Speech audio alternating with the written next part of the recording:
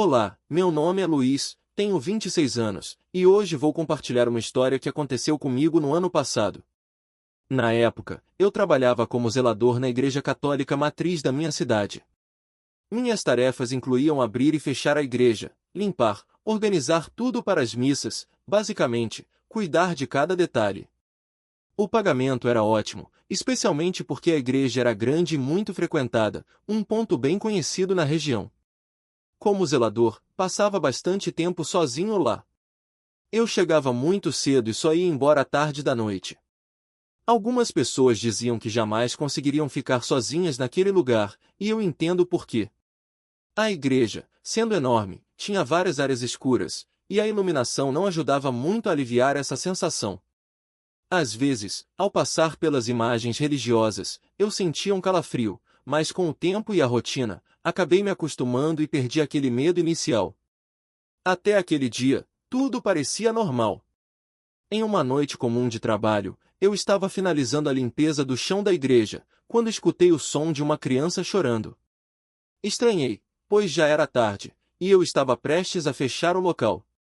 O choro soava distante, ecoando pelos cantos da igreja, e parecia vir do coro, uma área que não era utilizada há anos, desde que o coral deixou de ensaiar ali. Sempre mantínhamos aquela parte trancada, mas, mesmo assim, resolvi investigar. Para meu choque, realmente havia uma criança lá. Quando me aproximei da porta do coro, percebi que estava destruída. O medo começou a me invadir, mas continuei. Subi as escadas devagar, e o som do choro se intensificava a cada degrau. Ao chegar lá em cima, fui surpreendido por uma criança que, do nada, pulou em meus braços, me assustando de verdade. Ela me agarrou com força e, em pânico, disse que o padre Romeu estava tentando matá-la. Eu não estava entendendo nada. Comecei a perguntar à criança o que ela estava fazendo lá, como havia conseguido subir até o coro. Mas, sem dizer mais nada, ela simplesmente saiu correndo. Eu estava em choque, desci as escadas ainda tremendo e tentei voltar à minha tarefa de limpar o chão, mas a frase que ela disse sobre o padre Romeu estar tentando matá-la não saía da minha cabeça. A questão é que tudo aquilo seria apenas estranho, se o padre Romeu estivesse vivo. Mas ele não estava. Ele tinha morrido há um ano de forma terrível. O mais curioso é que, na cidade, as pessoas sempre usavam a figura do padre Romeu para assustar as crianças. Ele era conhecido por ser extremamente rígido, a ponto de muitos o chamarem de o demônio em pessoa. O padre Romeu era o regente do coral da igreja e era famoso pelo seu temperamento explosivo. Ele sempre andava com um cinto na mão, e quem quisesse entrar no coral tinha que passar por um ritual bizarro. O candidato precisava pedir permissão, dizendo: "Posso cantar, padre?" Só depois que ele dava 2 badaladas no sino, você poderia começar. E se ele não gostasse da sua voz, vinha por trás, segurava seu pescoço e apertava até você desistir de continuar. Certa vez, durante uma das admissões ao coral, o padre Romeu estava furioso. O coral não estava cantando como ele queria. Após dar uma bronca pesada nos cantores, ele desceu a escada, mas, no caminho, escorregou e caiu. O impacto quebrou seu pescoço, e ele morreu na hora. Desde então, circulavam histórias de que o padre aparecia para aqueles que desafinavam ou cantavam mal. Para mim, tudo isso sempre soou como um monte de bobagem. Enquanto eu continuava limpando o chão, percebi que a criança ainda estava lá, me observando de longe. Com calma, me aproximei e perguntei o que realmente havia acontecido. Foi então que ela me contou que estava participando de um desafio proposto pelos colegas. Ela subiu até o coro e, repetindo o ritual, pediu ao padre Romeu permissão para cantar. Segundo ela, ele fez um sinal e bateu 2 vezes. A ideia era sair correndo quando ouvisse as batidas, pois era sinal de que o padre estava vindo, mas ela não conseguiu. Antes de perceber, foi agarrada pelo pescoço. Perguntei quem tinha feito isso, mas a menina, com os olhos fechados, afirmou com convicção que era o padre Romeu. Logo em seguida, a mãe dela chegou para buscá-la e a levou para casa.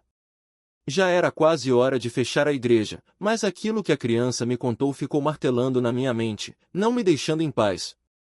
Então, com a igreja quase toda às escuras, decidi ir até o coro. O medo me envolvia, mas eu precisava descobrir se aquilo tudo era real ou só uma história para assustar. No meio do coro, respirei fundo e perguntei em voz alta: "Posso cantar, padre?" Não houve resposta. Repeti: "Posso cantar, padre?" Foi então que ouvi as duas badaladas do sino.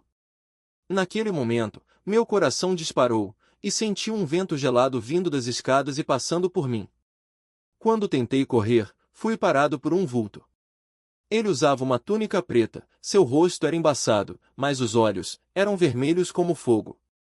Eu sabia que era o padre Romeu.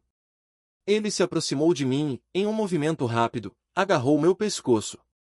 Desesperado, comecei a gritar, mas sua voz grossa e rouca interrompeu meus gritos: "Você pode cantar."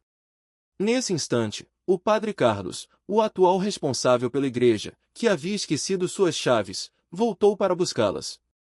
Ao entrar, ele ouviu meus gritos e acendeu todas as luzes da igreja. Assim que as luzes iluminaram o ambiente, o padre Romeu desapareceu bem diante dos meus olhos.